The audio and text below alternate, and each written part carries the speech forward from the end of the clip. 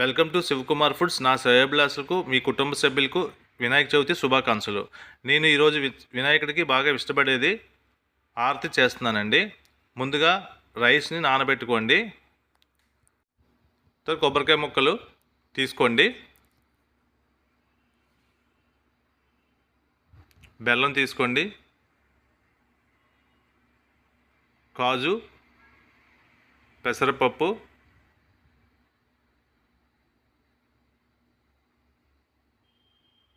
కిస్మిస్ తీసుకోండి, యాలకులు తీసుకోండి, గీ తీసుకోండి, మైక్రోసేవ్ బౌల్ తీసుకోండి.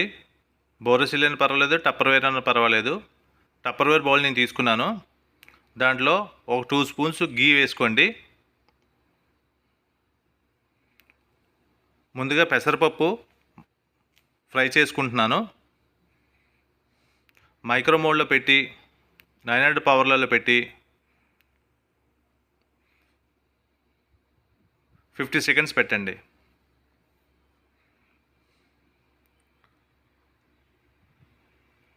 ఫిఫ్టీ సెకండ్స్లో మీకు ఫ్రై అయిపోతాయి. బయట తీయండి. తీసి దాంట్లో 3 గ్లాసులు వాటర్ పోసుకోండి. 1 కప్పు బియ్యం పిండికి 3 గ్లాసులు వాటర్ పడుతుంది. వేసుకున్నారు కదా, ఒకసారి అలా కలిపి దాంట్లో యాలకులు కూడా కట్ చేసి వేసేయండి.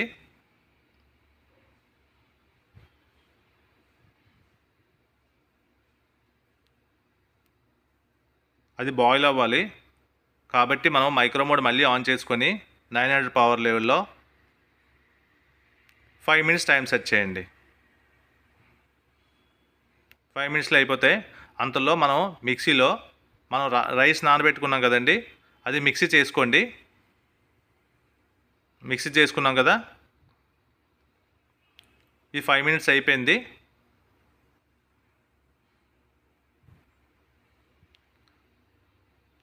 అందులో గీ ఒక బౌల్లో వేయండి. కాజు ఫ్రై చేసుకోండి. అలా మైక్రో మోడ్లో పెట్టి 1 మినిట్ పెట్టండి. 1 మినిట్లో జీడిపప్పు బాగా ఫ్రై అయిపోతుంది.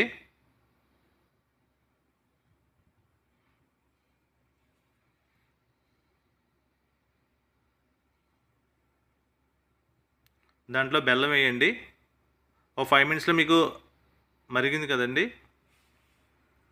దాంట్లో బెల్లం వేసుకోండి. బెల్లం వేసుకుని అలా తిప్పండి, కరిగిపోతుంది తొందరగా.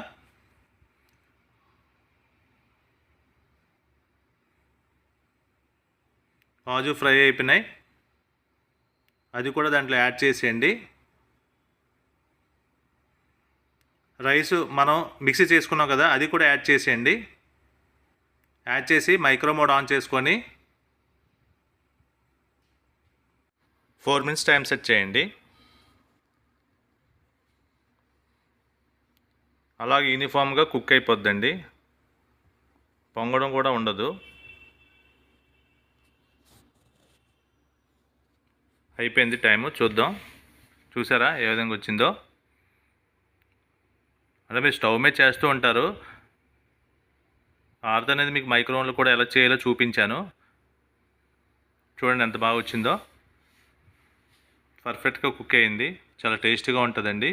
మీరు కూడా ట్రై చేయండి. ఈ వీడియో నచ్చితే లైక్ చేయండి, షేర్ చేయండి, సబ్స్క్రైబ్ చేయండి. Thank you for watch.